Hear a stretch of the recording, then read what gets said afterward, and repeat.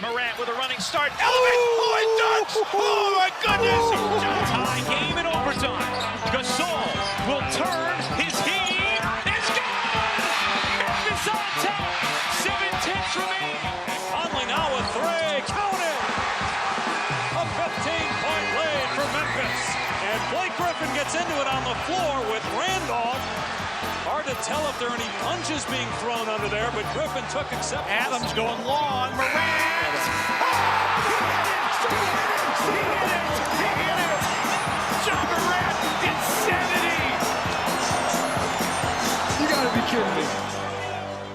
Welcome to Grits and Grinds, a Memphis Grizzlies podcast.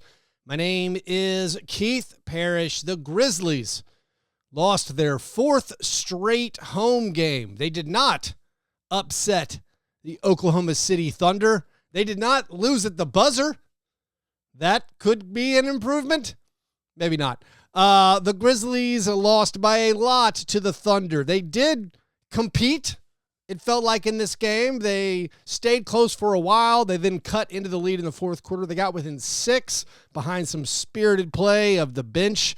Scottie Pippen Jr. and Brandon Clark were big contributors there, but the Thunder put the game away with a 16-2 run in the fourth quarter, end up winning comfortably, and now the Grizzlies extended their longest losing streak of the season.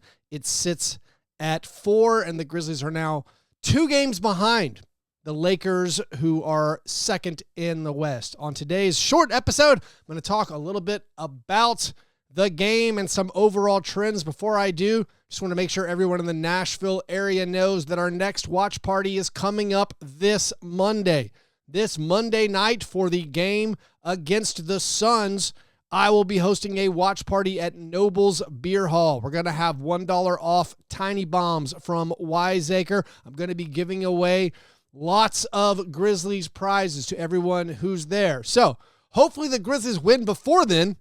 Hopefully they take care of business against the Mavericks and Pelicans coming up this weekend. But on Monday, for the game against the Suns, come on down to Noble's Beer Hall, 7 o'clock. I will see you there. All right. The Grizzlies did not, of course, have Jaren Jackson Jr. The team did release an injury update. It is maybe not as bad as you could have thought, but also there's not much on there. If you would have let me wager on the prognosis, I think I would have gotten it right.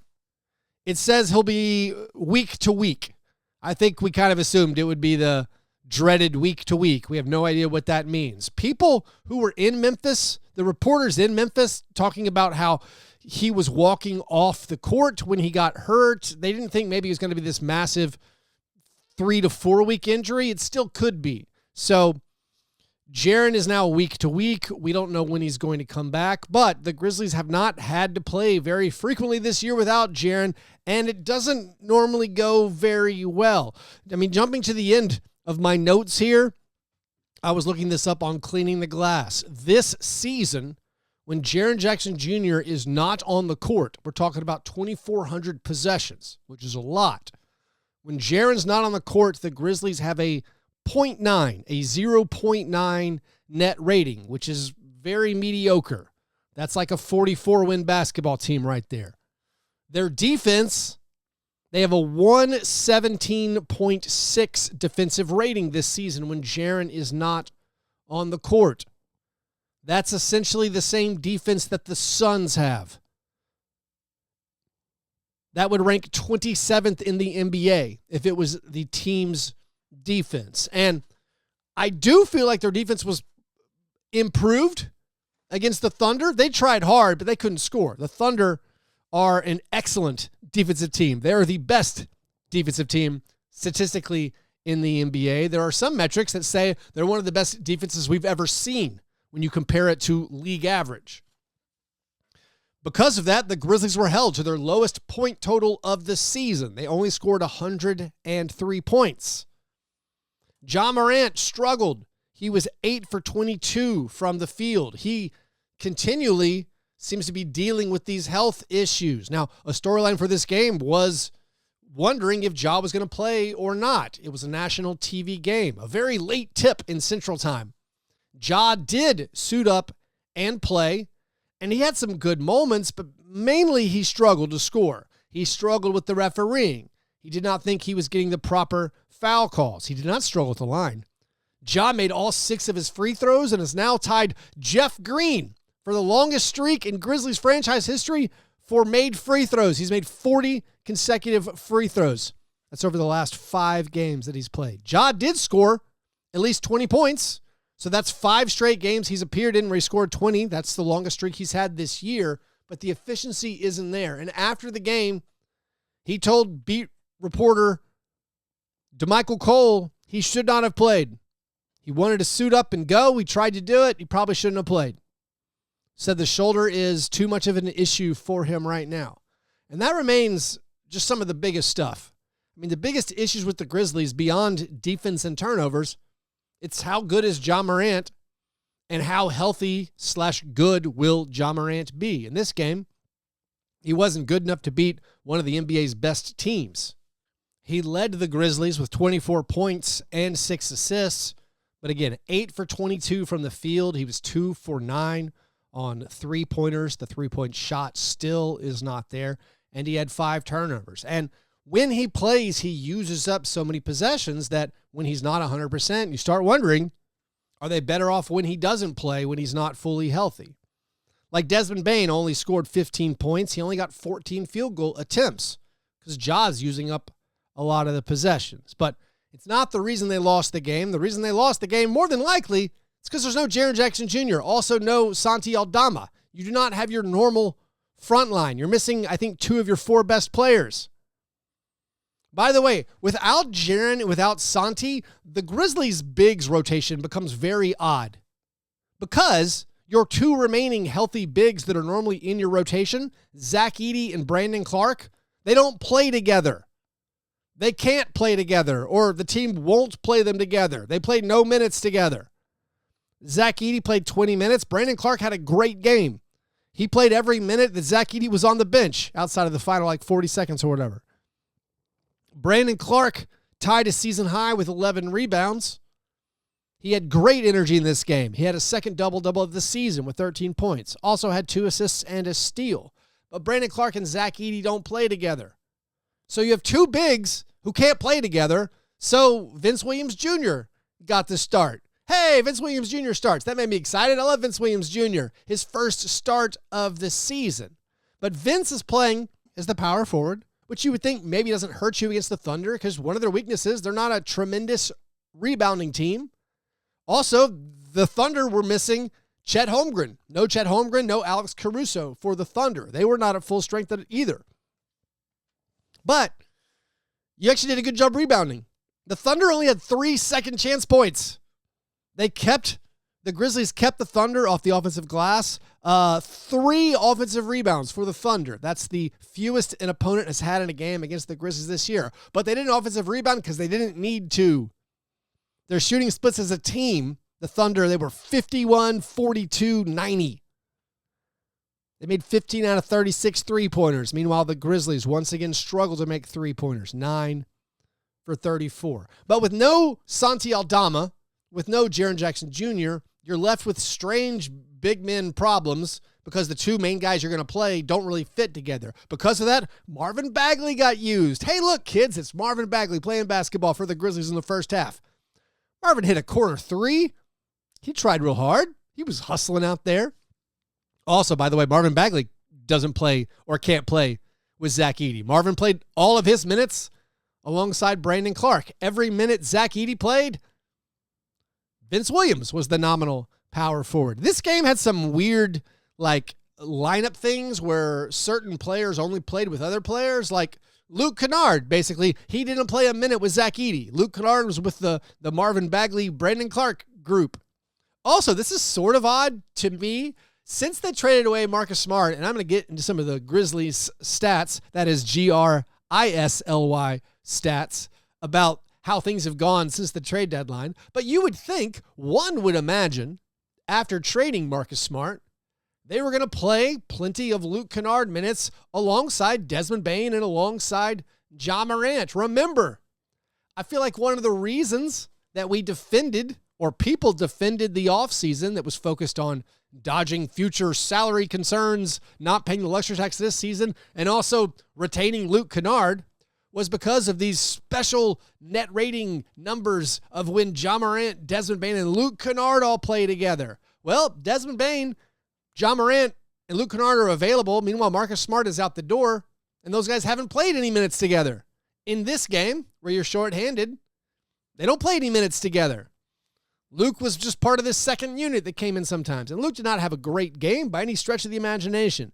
He played 17 and a half minutes, missed both of his three-pointers, had 2 points and 4 assists. He did rack up his 1,000th career assist. Congratulations, Luke Kennard, for that. But right now, the Grizzlies, their roster probably just not good enough with no Jaren Jackson Jr. And so much of this, beyond losing 4 straight, is wondering when's Jaren going to be back, and is this team ever going to be healthy? I mean, how many times have we said that? And are they going to get the opportunity going into the playoffs to play all of their best players together? And by the time they get to the playoffs, what will their seed be? Right now, they're in 4th place, still a game ahead of the Rockets. So not a lot of great takeaways from this. And also the stats now with this 4th straight home loss, meaning the Grizzlies, since the trade deadline, are 3-8. The Grizzlies and the Wizards have the same record since the Marcus Smart trade. That's a fun fact. I don't know if the Grizzlies would be better right now with Marcus Smart. The Grizzlies' defense since the trade deadline has been horrible, and that's with Jaren Jackson Jr. playing. The Thunder, like I said, shot 52% for this game. In the 5-game homestand, 4 of the Grizzlies' opponents shot over 50%. In the 11 games since the trade deadline, where the Grizzlies are 3-8, where the only teams with the worst record in the NBA since the trade deadline are the Jazz, the Bulls, the Hornets, and the 76ers. In the 11 games since the NBA trade deadline, the Grizzlies have allowed their opponent to shoot over 50% 6 times. In the 51 games before the NBA trade deadline, their opponents only shot over 50% 9 times. So 9 out of 51 games before the trade deadline, your team shot over 50%, or your opponent shot over 50%. It's now happened basically every other game since the trade deadline, including the last 3 straight games. I do not know the reasons for all of this. I do not think Jake LaRavia and Marcus Smart were the glue holding everything together. I mean, the last 2 games, it's pretty obvious. There's no Jaren Jackson Jr. There's no Defensive Player of the Year candidate out there. Also, with Santi Aldama not being there, that's just another one of your main rostered players. So they haven't had a full-strength squad, but they have kind of been letting go of the rope on defense, and it's really harmed them lately. And now you're basically stuck in this playoff race that you did not want to be in, where just a week ago, it looked like you probably had the inside track to, at worst, being the 3 seed. I mean, you certainly understood the Lakers could win some games in a row, and you could lose some games, you could trip up, but like you had a pretty comfortable lead, and now, right now, you're facing an uncertain future. I mean, winnable games this weekend, Mavericks and Pelicans. You would hope you could beat the Suns, but the Suns do have talent. Maybe they can get it together after having a big comeback win over the Clippers. But like, you have tough games coming up. You have the Cavs game. You play the Cavaliers this coming Friday. The Cavs, by the way, still haven't lost since they ponied up and traded for DeAndre Hunter at the trade deadline. Like, you have the Cavs game coming up. Even like the Tony Allen retirement ceremony, which is next Saturday, which I'm going to be at. By the way, tonight on Thursday, March 6th, I'll go ahead and let you know, if you don't know, that the Tony Allen documentary that the team is producing is being released on YouTube. So check that out if you want. But like, even that weekend, that's the second night of a back-to-back. The Grizzlies have a bunch of games all together. And then at the end of the month, at the end of March, you play the Thunder, the Lakers, the Celtics, and the Warriors within the span of a week. I mean, hopefully Jaren's back by then. That would be 3 weeks away. That would be catastrophic if Jaren is not available by then. Of course, Jaren still needs to play 7 more games to be eligible for an all-defensive team, to be eligible for all-NBA. So hopefully Jaren is good to go by then. Also, hopefully the Grizzlies and Jaren aren't in a situation where he feels pressured to come back. And I imagine he would feel pressured to come back beyond just the Grizzlies' team success. Being eligible for all-NBA is a huge deal for Jaren. Financially, it's a huge deal for his life. So, those are just things, I don't know, more not great things going on with the Grizzlies right now. But let's wrap up this show. I guess I should mention that Vince Williams Jr. getting the start. He played 25 minutes again, set a season high by 6 seconds, I believe, in playing time. He was perhaps a little bit more involved than you would like him to be on the offensive end. He was finishing more plays than the ideal. But, I mean, again, you're shorthanded. He had to take matters in his own hands sometimes. He only made 1 out of 7 3-pointers, but he did make 4 out of his 5 2-pointers. He had 12 points and 3 rebounds. Scottie Pippen, like I said at the opening, really provided a big spark for the Grizzlies. He had 15 points in this game, made 6 out of 9 from the field, had 5 rebounds, 3 assists, and 3 steals. JJ Jackson made 2 3-pointers, raising his season-long 3-point percentage to 35%. Oh, by the way, so Ja made 2 out of 9 threes. He's shooting 28% on the year, having this horrible shooting slump right now from the 3-point line. That's sort of an issue, but also thinking about my guy Vince Williams Jr., who, again, we put so much stock in Vince Williams Jr. and JJ Jackson, and any defense of the trade deadline and the previous offseason, I think any defense of that was based around, well, they're depending on JJ Jackson and Vince Williams Jr. to play huge roles. And it's only been a few games, frankly, for each of them. But right now, Vince Williams is shooting 27% on 3-pointers. JJ made 2 out of 3, so it was 35%. But neither one of those guys is shooting the ball that well. JJ hasn't been trusted really with minutes. So that leads us to then second guess the decisions to get rid of Marcus Smart. And we know the reason they got rid of Jake LaRavia. I mean, basically you could say they helped out Jake LaRavia by trading him when they did because they couldn't re-sign him. The error the Grizzlies made was declining Jake LaRavia's option. Once they did that, I mean, just getting a second-round pick, I don't know what the second-round pick was specifically for from the Kings. Was that to move off of Alex Lynn and then just get a useful player? By the way, Jake LaRavia had a really good game for the Kings on Wednesday night. They built up a big lead against the Nuggets. Unfortunately, Nikola Jokic is unstoppable. Nuggets came back and won. But we understand the salary reasons they moved on from Jake LaRavia. But moving on from Marcus, we're going to keep talking about it until the Grizzlies probably start winning again. Moving on from Marcus and then being not aggressive in the offseason, bringing in extra help, you really feel it when Gigi's not making 3-pointers, or Gigi's getting benched, or Vince Williams Jr. isn't available in the second out of back-to-backs, and Vince is not hitting his shots, and then Ja Morant is dealing with injury concerns that seem to be leftover injury concerns. They specifically said the shoulder issues are not related to last year, but I don't know. I find myself skeptical about that. Anyways, that is all for today. I guess I could tell you that Marvin Bagley finished with 3 points and 2 rebounds. Lamar Stevens scored a layup in garbage time. Zach Edey only had 6 points in his 20 minutes, did have 9 rebounds. Anyways, hope you guys have a great weekend. If you want to support this show, get more bonus content, you want to join my listener Slack, do all that at patreon.com/fastbreakbreakfast. A huge thank you to Matt Walker, who just signed up this week. He said he signed up because he didn't feel like listening to the last 2 episodes after losses, so he felt like he should pitch in. Appreciate you, Matt. Appreciate everyone who signed up over there. Patreon.com/fastbreakbreakfast. All right, talk to y'all soon. Go Grizz.